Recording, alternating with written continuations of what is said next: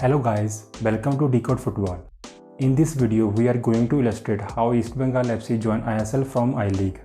Firstly, we will discuss East Bengal's deal with the Quess Corporation. Secondly, why were East Bengal struggling in finding investors? Thirdly, how Mamata Benjerjee helped East Bengal in finding investors. At last, what's next for East Bengal FC? In July 2018, East Bengal FC went into partnership with Quess Corporation. It is a Bangalore-based company. Quess Corporation bought 70% shares of East Bengal FC, while remaining 30% shares stayed with the club.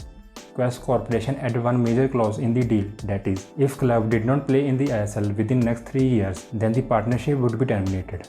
But before the start of the 2019-20 season, Quess itself made it clear that they would not be continuing beyond May 31, 2020 because of their financial losses. With the Quess parted way with the club, East Bengal board began the search for new investors. It looked like a club like East Bengal with 100 years of history. It would be easy for the board to find new investors, and they also had 6-7 months to do so. However, due to coronavirus pandemic, almost every business was financially affected by it, due to which East Bengal had a hard time finding investors. Whatever company they had approached and began talking with seemed to be stalling. Initially, news came that ATK FC would join hands with East Bengal FC to play as a single entity, but the talks did not materialize. Later, East Bengal's arch enemy Mohun Bagan merged with the ATK FC to secure their path into the Indian Super League. After that, the pressure of finding new investors further increased on the East Bengal board. On 17th of July 2020, East Bengal FC got their sporting rights back from the former investors Quess Corporation. Also in July, Singapore-based company Universal Success Enterprise Limited began talks with East Bengal board for investment. Prasoon Mukherjee, chairman of the company, spoke to the Times of India that we are regularly in touch with East Bengal and our team is looking into legal aspects and other nuances of the agreement. We will be happy to be partnered with club like East Bengal. We are looking at an association for not less than 5 years and we are serious about it. But negotiations did not go smoothly. Mukherjee wanted to buy 80% shares in the exchange of 250-260 crore rupees, which would be investing in the club for the next 5 years. However, East Bengal's officials were not ready to sell more than 51% shares. Also, Mukherjee wanted the number of the board members should be decided according to the percentage of shares, and the chairman should be from his company. Due to these reasons, deal with the USEL did not materialize.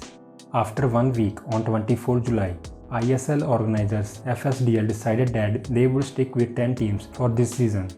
At that time, it looked like East Bengal had 0 chances to play in the ISL this year. As the deal with the USEL did not go through and FSDL announced they would stick with 10 teams for this season, it looked like Mohun Bagan going to play in the ISL without their arch rivals East Bengal. In efforts to find new investors, East Bengal officials approached Mamata Benjerjee to seek help. The CM promised East Bengal she would help club to get new investors and even going to talk with FSDL to consider the circumstances. After that, East Bengal begins the talk with Shree Cement under the watchful eyes of Mamata Benjerjee. Finally, on the 3rd of September, East Bengal announced Shree Cement as their new investors. Shree Cement bought 76% shares of East Bengal FC and the remaining 24% shares stayed with the club. Also, the Shree Cement officials announced that the club logo and the jersey colors would be retained. Within the next 48 hours, ISL organizers officially opened the door for East Bengal to enter into the country's top league. The FSDL floated the tender notice inviting the bids from interested parties to add one more team in the 7th edition of the ISL. On 15th of September, East Bengal announced on their Twitter account that they had submitted the bid documents to Football Sports Development Limited to participate in the India Super League.